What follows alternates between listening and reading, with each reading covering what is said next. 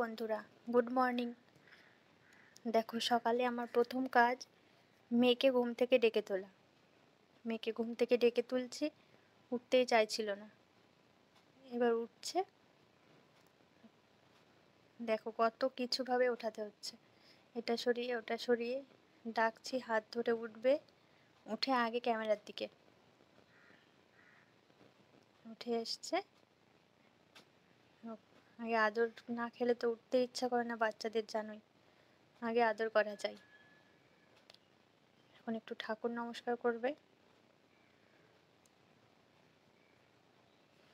ঠাকুর নমস্কার শেষ, এবার কোলে নাও। কোলে ছাড়া নামতে ইচ্ছা করে না, খাট থেকে নিচে নামতে ইচ্ছা করে না কোলে না নিলে। বিছানা তুলে মেয়েকে রেডি করে বাসি কাজ সেরে এখন উঠোন ঝাড় দিচ্ছি। আমাদের উঠোনটা অনেকটাই বড়, একটা সাইড ঢালাই হয়েছে আর একদিকে ঢালাই হয়নি।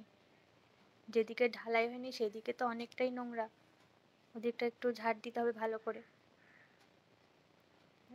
লাউয়ের মাচা আছে, ওই নিচটা আমি ভালোভাবে ঝাড় দিতে পারিনি। মাচার নিচে ঠিকভাবে তো ঢোকাও যায় না। উঠোন ঝাড় দেওয়ার আগে এই যে বাসনটা মেজে নিয়েছি, ব্রাশ করতে করতে উঠোন ঝাড় দিচ্ছি।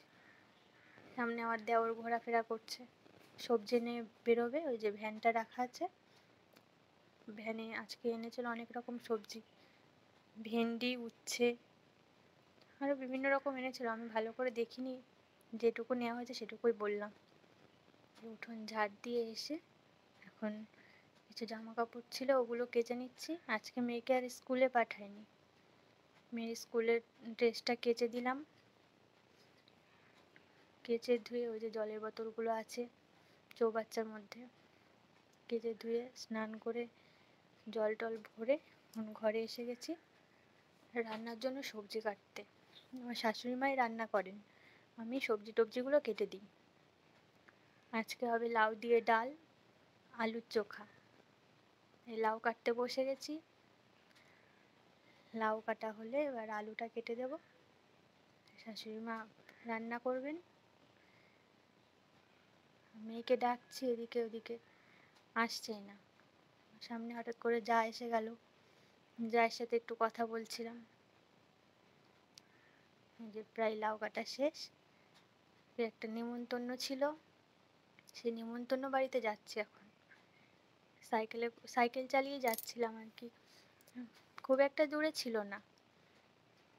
আমি যাচ্ছিলাম মেয়েকে নিয়ে, সামনে আমার যা যাচ্ছিল দেওরের সঙ্গেই, আমার যা দেওর ওরা আর আমরা।